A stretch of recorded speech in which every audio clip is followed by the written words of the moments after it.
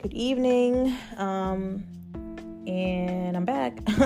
I know I haven't done an episode this year. I think this is the first episode that I did this year. So I know I did like the New Year's Eve one, but hopefully you guys had a great New Year and stuff. And I'm pretty sure I haven't done an episode, but anyway, I just wanted to tap in because I've been busy, just partially busy. I would say I'm adjusting to the new year and trying to be in a mindset of letting things come to me, but also just in grind mode and in the sense of like really trying to accomplish things this year. I mean, I've accomplished a lot within the past 2 years, but just staying on track and not getting distracted as best as I can.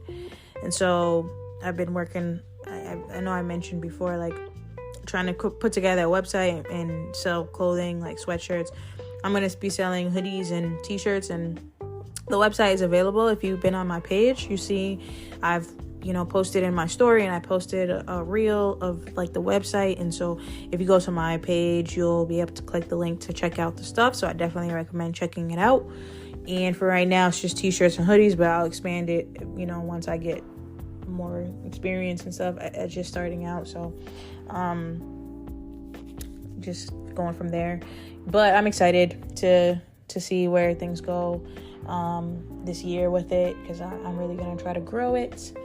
And other than that, I just been focused, like partially in hermit mode, and partially just detoxing in the sense of mentally detoxing, emotionally, spiritually, all that. Just trying to continue like this year. I would say these past 3 weeks of this year, I really have been in a like mode of like, it is what it is, but not in a bad way.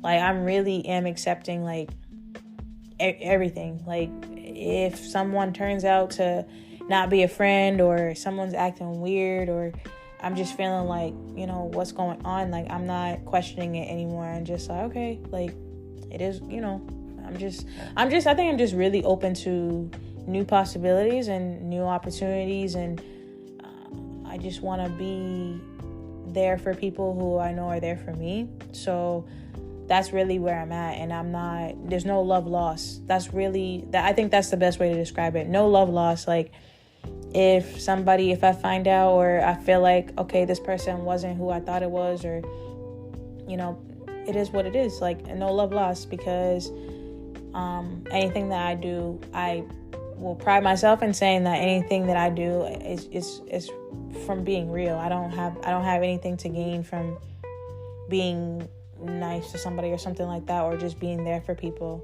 It sucks that people sometimes they can't be there for you back, but that's part of life. And so yeah, I just really been in that space, in a detox / hermit / grind mode / relax combination, and been in my solitude, and I'm cool with that. But anyway, that's kind of what I wanted to talk about today, is because before I get into it, I am going to talk about this chapter called How to Detox Your Mind Without Having to Go Completely Off the Grid. But before I get into that, I have been reading, and there's a book that I read called Behold a Pale Horse. It's by Milton William Cooper. I highly suggest checking it out, especially if you are into psychology / history / conspiracy theories / real stuff. That if you one of those people like me who everything isn't what it seems to be within this world, and especially within America, check that out. Check it out, because when I was listening to it, it was just I want to say some of it was, I guess, a little bit eye-opener stuff that I really didn't know about, but a lot of it was like confirmation of things that I knew within history and just within like the past. I would say it talks about stuff in the 90s, but a little bit before that too. And the person who wrote it, he used to work for the CIA. So he's basically, I think it was CIA, FBI, one of them. But so the book is like him telling certain things that he witnessed while working there. And so, ironically enough, he passed away. Well, he was killed after writing the book. So, put those pieces together with what you will. But okay, I can understand why, because when you listen to the book, read the book or whatever, and you see the things that he's talking about and that he reveals, when you read it and the things that he reveals without giving it away, I'm not going to give out all the stuff, but it's like certain things that happen in history make sense when you read it, and also things that are happening today, because he talks about stuff that happened today, and he's not alive, and he wrote the book like I think in the 90s or earlier than that. I want to say the 70s. So it's like a lot of things that are happening today were planned. Essentially, that's what he's saying. So I would say check it out. I will post it on my page. Again, it's called Behold a Pale Horse, and I would say check that out. And so another book that I'm reading right now after I finish that one is called The Body Keeps Score by Bessel van der Kolk, and that's like a psych book too. That's more of a psychology emotion book, just understanding like how the body keeps score and trauma and how it impacts you mentally, physically, all that stuff. So I'm not done with that one, but that one's an interesting book too. So yeah, check that out. I'll post those if you're interested. And can't even think of any other housekeeping things. Just wanted to check in because, like I said, I've really been just working on my website, clothes and stuff, and what my projects are going to be for this year, plus just some, goals that I have for myself this year that I'm really going to do. I'm going to give my 100% to, and just kind of go from there and see what happens. So I'm excited for that. And just not staying in a space of accepting anything. Not accepting anything. Let me not say that, but accepting whatever God has in store for my life more. So I'm excited for it, and I'm open to it, and seeing what happens. I'm excited for this year, even though it's already kind of feels like it's going by. I feel like it's going by fast already, because I keep seeing like Valentine's Day stuff, and I'm just like, we're just still in January. But I just feel like as the years go on, like time goes by mad fast now. So just trying to take advantage of where things are. Winter is a time of solitude, but also it's a really good time to get your stuff together. I think the winter months, yes, it can trigger depression and like slowing you down, but I think this is the best time to grind it out, because so that by the time summer comes, you can live, reap the benefits of what you have sown within the winter. You stay in the winter and be more grind mode, focused on your money and saving and your business and what your goals are, so that by the time the sun comes out, in the spring and summer, you can, reap from the benefits. That's what my belief is, but say you do what you will.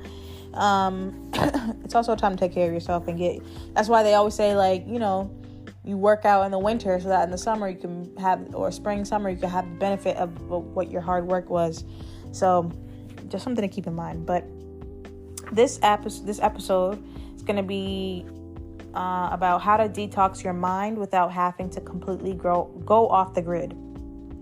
And that's kind of like what I was saying. Like, I felt like I've been in a detox sort of and slightly off the grid. So that's why I had to get myself back, because I've been thinking like I need to do an episode, but I just was getting in a mode of like not really wanting to do it, but I have to stick to it. So this is from the book 101 Essays That Will Change the Way You Think by Brianna Weiss. So it says, though we have miles to go in terms of learning what it means to take care of our bodies, we're even further behind on how to take care of our minds. Our brains construct our experiences, and there are so many factors that alter and shift our perspectives that are completely in our control, but totally out of our awareness. Here are a few things you can do to detox your mind, deprogram, and wipe the slate clean now and again. Number 1, travel to assimilate to culture. Alter your base point concept of normal. What it will show you is how many behaviors, values, beliefs you've unconsciously adopted from your surroundings and ways you can change them. Number 2, create physical solutions for emotional problems. People default on the idea that one emotion will cancel out or fix another. If you're upset, seek a high to eliminate it. But negative emotions are just calls to actions that are being ignored through a little mental gymnastics and a lot of justification.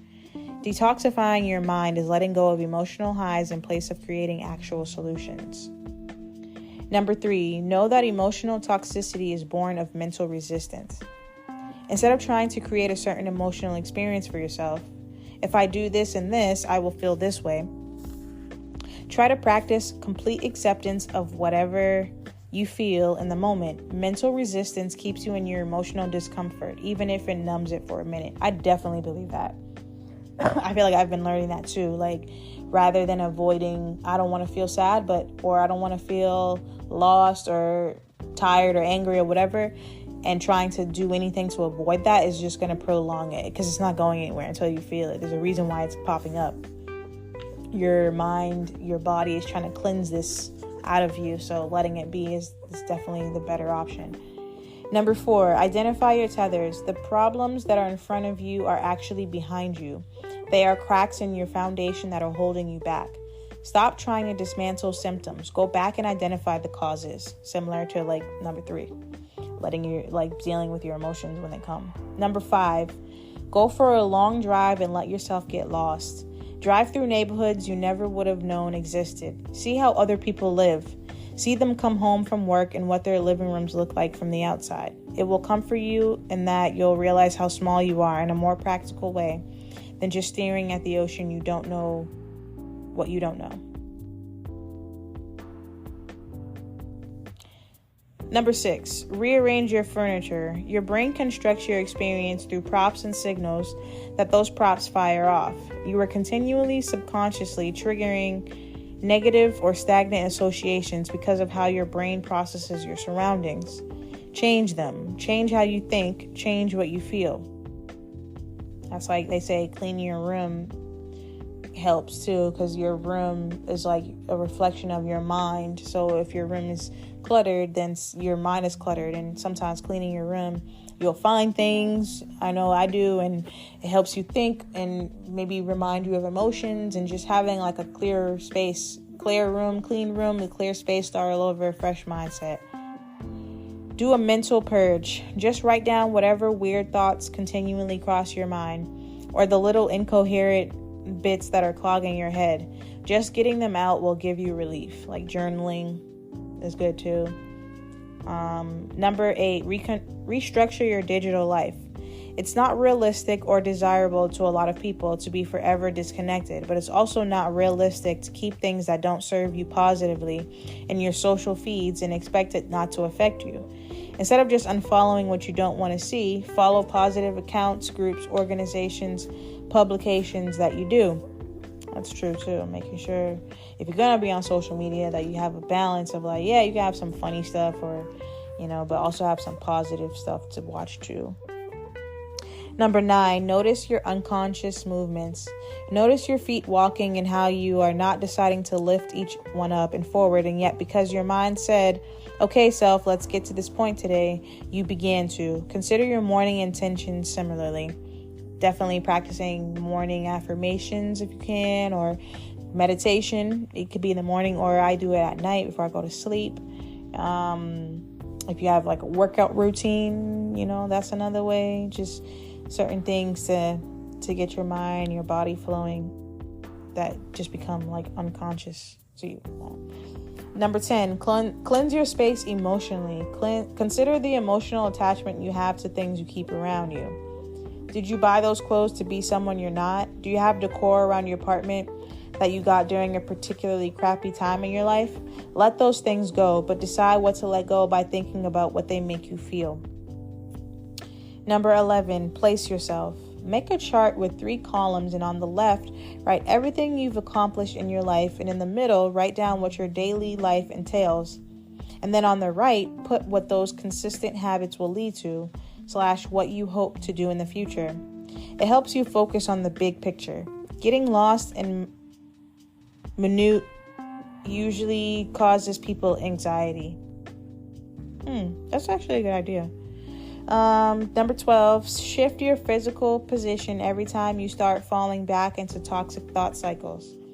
This basically creates a new experience for your body and refocuses you in the moment. And it's simple enough to do at your desk at work. Yeah, your posture. Because I feel like if you're sad, you might hunch over. If you're angry, you might be tense. Your body might tense up. If you're sad, you might just be slumped over, kind of, or just not making sure your posture is good, or your body. Number 13, stretch your brain. Pick up a book on something that interests you and learn more about it. Look at research on something you have a theory about. Learn to love learning through actively engaging with things that naturally interest you. If nothing else, it will make you a bit more aware of the world. Number 14, reevaluate the extent of your disconnectedness.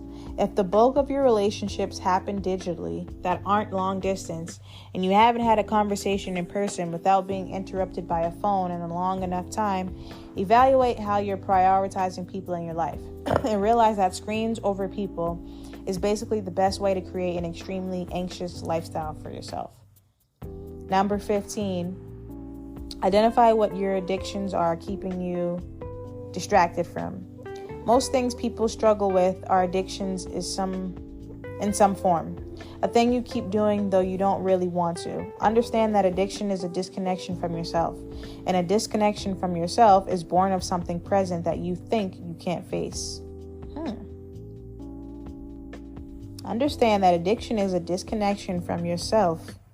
And a disconnection from yourself is born of something present that you think you can't face. It's a good one. Learn to let good enough not be the opposite of perfect. If there is one thing that will give you the most mental, emotional relief, it is in letting good enough be good enough. Number 17, dismantle the parts of your life that are solely performative. The thing is that most of what clogs our minds is all the unnecessary effort we put into constructing a life that seems a little bit more palatable, a little more noble, a little better than someone else's, so therefore good enough. But it accomplishes the opposite of what we intend. We place ourselves further from a genuinely happy experience, which is in accepting that life is small and simple and more than enough, through grandiose ideas and attachments that end up making us into characters, not people. So more so just being you versus like trying to be something that you're not, or trying to prove something to other people. Number 18, write down what you hate about other people. I'm just going to go back. So what is this supposed to be? These are supposed to be how to detox your mind. All right. So it says, again, write down what you hate about other people. This is what you need to change about yourself, your life, but you are resisting too much to actually do something about it. Know that it's often not a surface level issue. You don't hate your annoying neighbor because she always bothers you for lunch and you secretly bother other people for lunch. You hate her because she acts as though she's desperate for love and you feel that way too, but you avoid it because you think it's embarrassing. This is a cheat sheet to seeing what's actually wrong in your life. It's important because completely understanding the problem is the same thing as knowing the solution.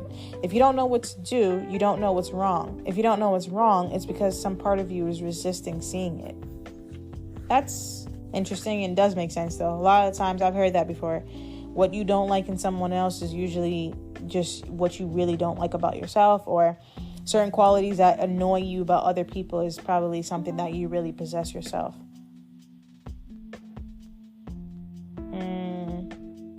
So yeah, that was a good one. So that was, again, how to detox your mind without having to completely go off the grid. So, it's a good one, especially starting out this new year. It's a lot of purging and detoxing and, letting things go and learning more things about yourself, but also figuring out what kind of life you want, and what things you want to accomplish during this year. So hopefully that was helpful to you. And like I said, I will post those books that I mentioned, and I will I've already posted the website, so if you want to check that out, you can. And yeah, I'll be doing another episode. I'll get back onto doing episodes. So again, hope you have a great rest of your week. As always, this is Black Hippie Lounge. I'm your host, Chanel. As always, meditate, manifest, invest in you, and take care.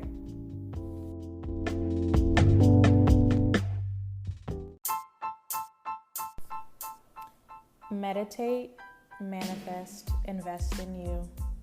Join me on my spiritual journey as I elevate myself and like-minded listeners to a higher level, mentally, physically, and spiritually.